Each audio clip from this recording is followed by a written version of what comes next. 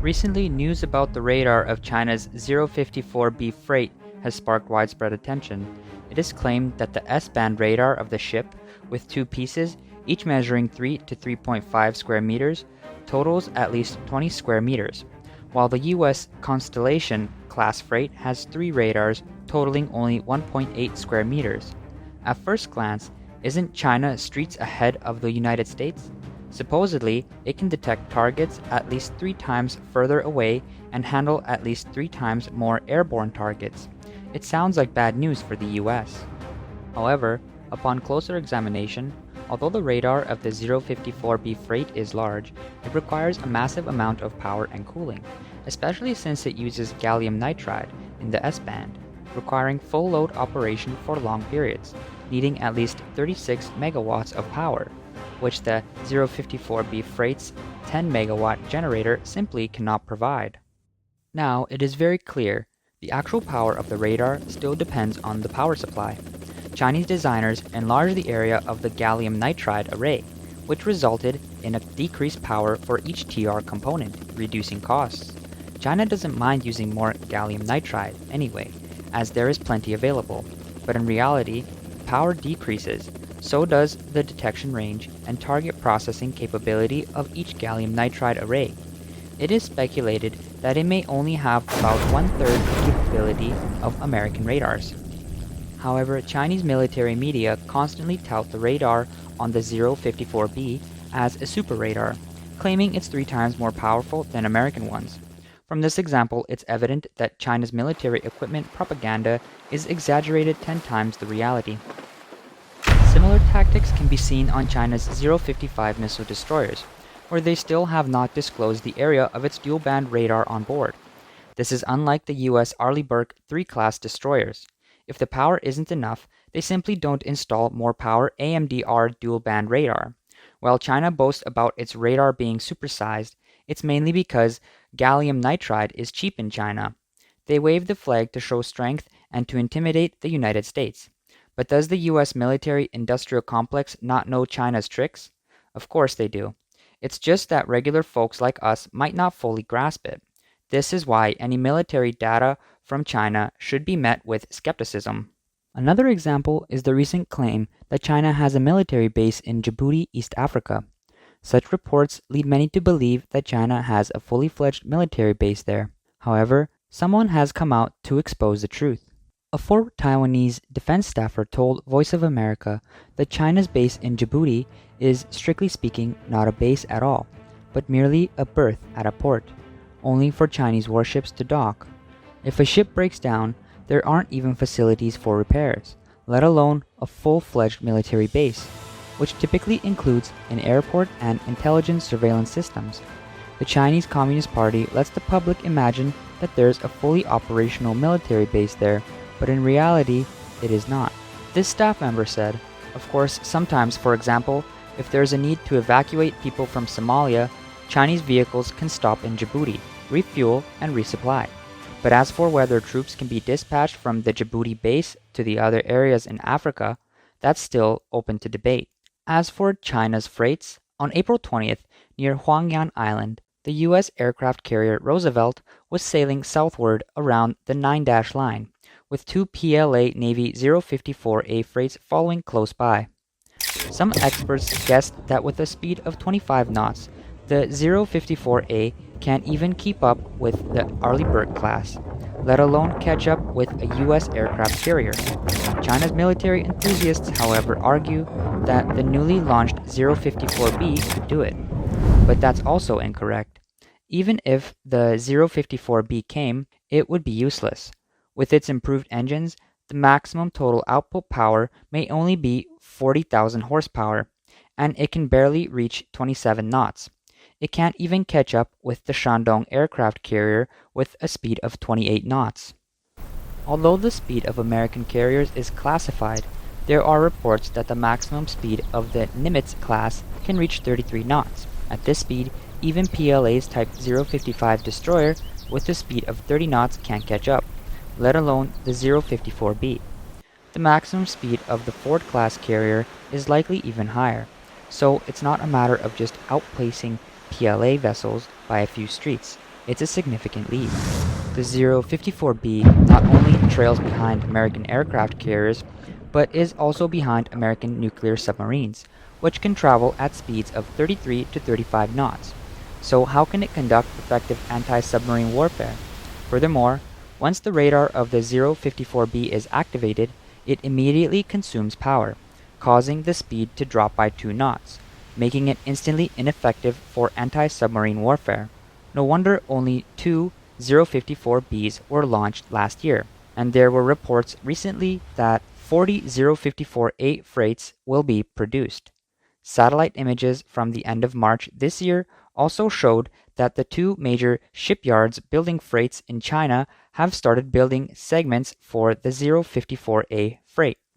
One of the reasons for building the 054B was that the 054A couldn't keep up with the Shandong aircraft carrier, resulting in the entire fleet being unable to maintain its speed.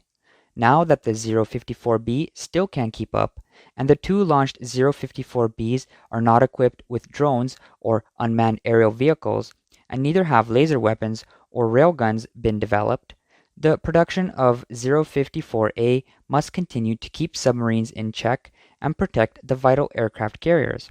With the economic situation not great in the past 2 years, taxes are not coming in, and although military expenditures have been allocated, who dares to rashly undertake projects at this juncture? Japan's Mogami-class freight has now launched 8 ships, boasting a speed exceeding 30 knots.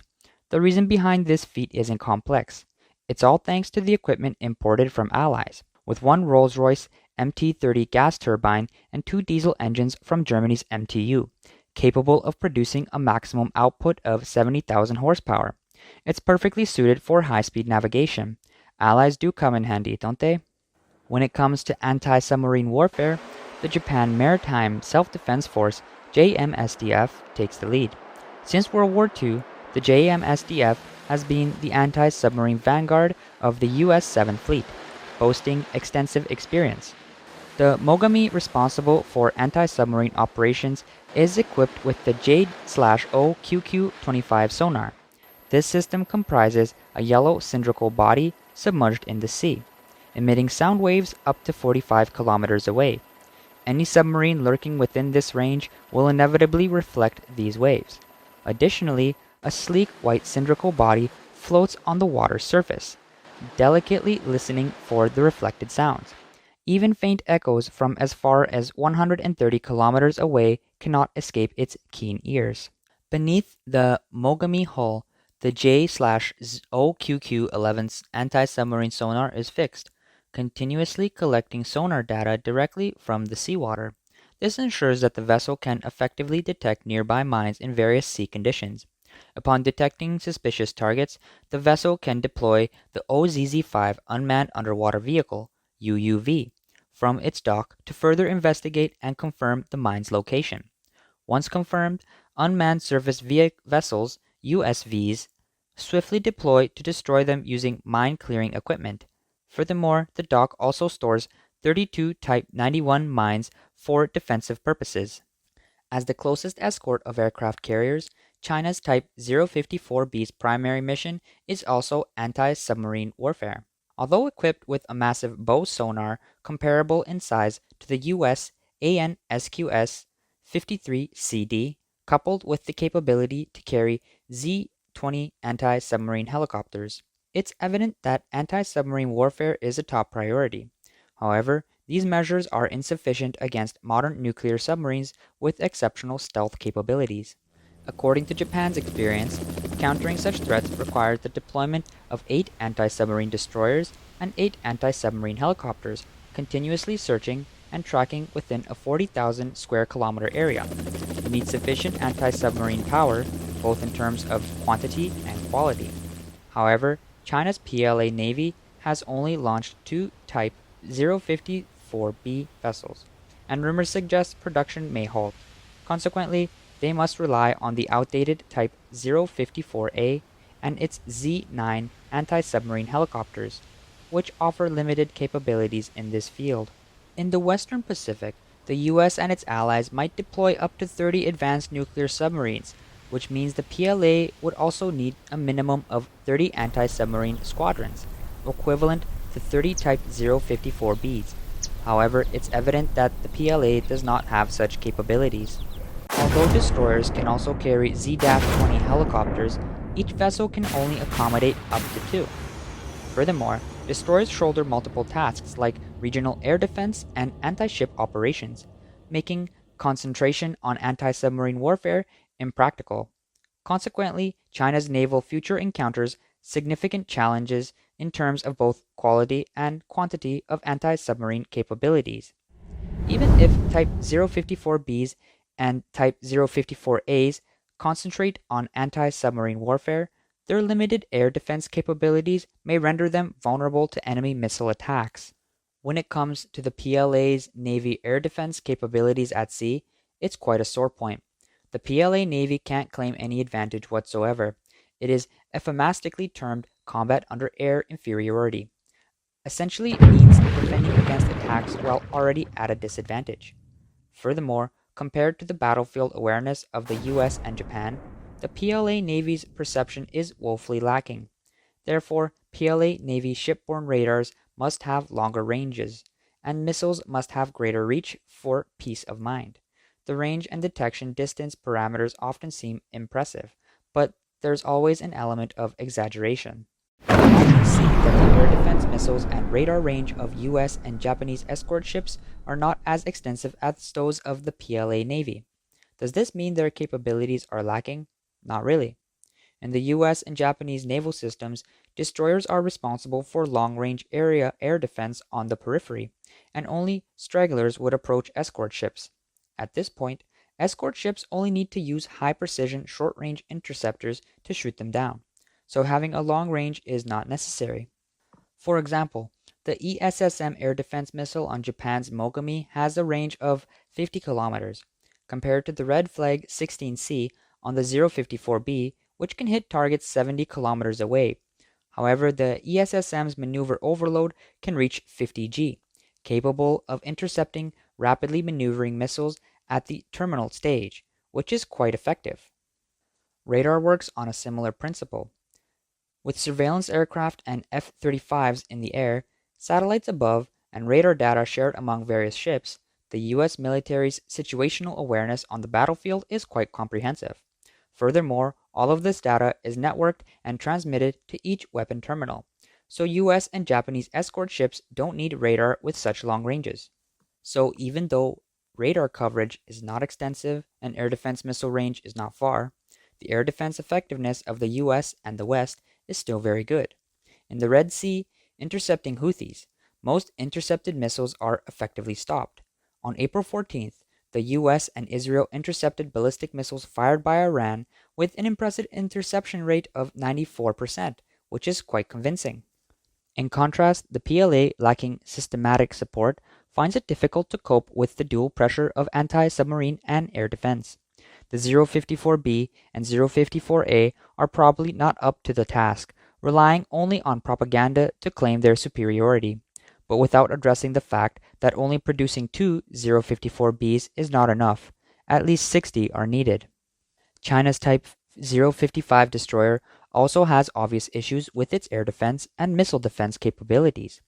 Currently, it is only equipped with the Red Flag 9B long-range air defense missile and a new medium-range air defense missile derived from the Russian S-300, S-400, with interception ranges roughly equivalent to the US Patriot missile.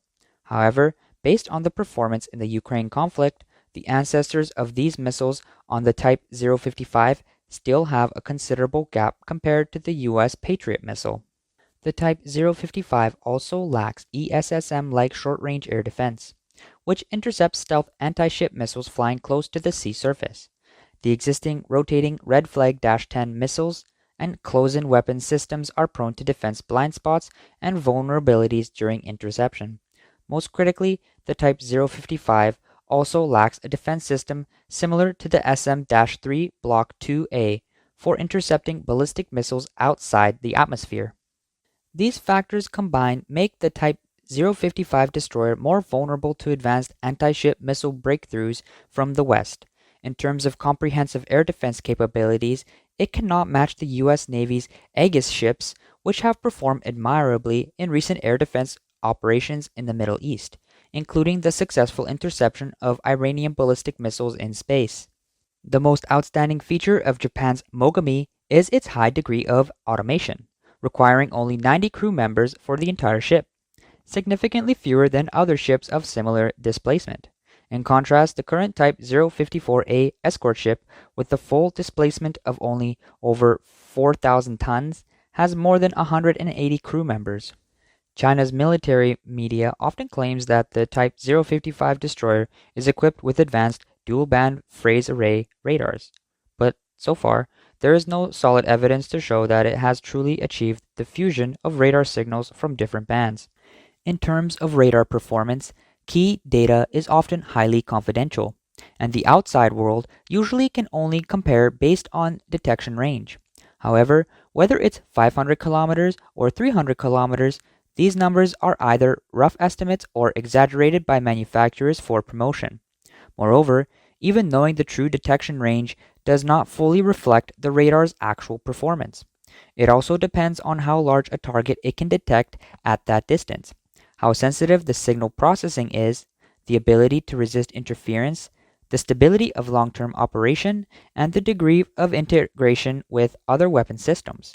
All of these factors need to be considered together to understand the radar's capabilities. In this regard, the N-035 Irbis radar on the Russian Su-35 fighter jet is a typical example. On paper, this radar has detection range of up to 400 kilometers, far surpassing the airborne radars of the US F-20 and F-35. However, in July 2023, on the Syrian border, this radar was exposed when a Russian Su-35 encountered two French Rafale fighter jets. The two sides did not directly engage in combat, but instead engaged in some exploratory electrical warfare.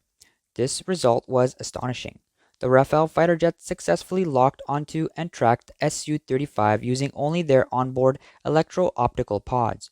So how can the expensive N-035 radar engage in Rafale from 400 kilometers away?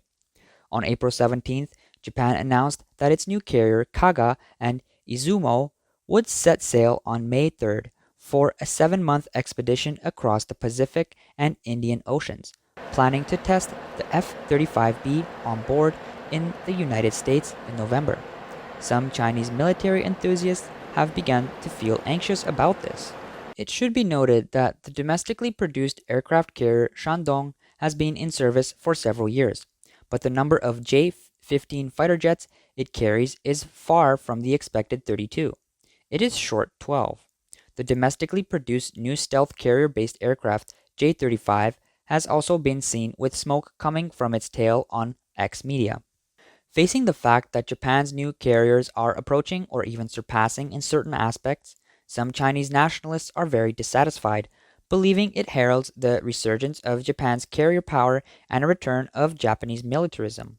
They emphasize that the displacement of the Izumo-class carriers is only 27,000 tons, which cannot be compared to the 80,000 tons Shandong.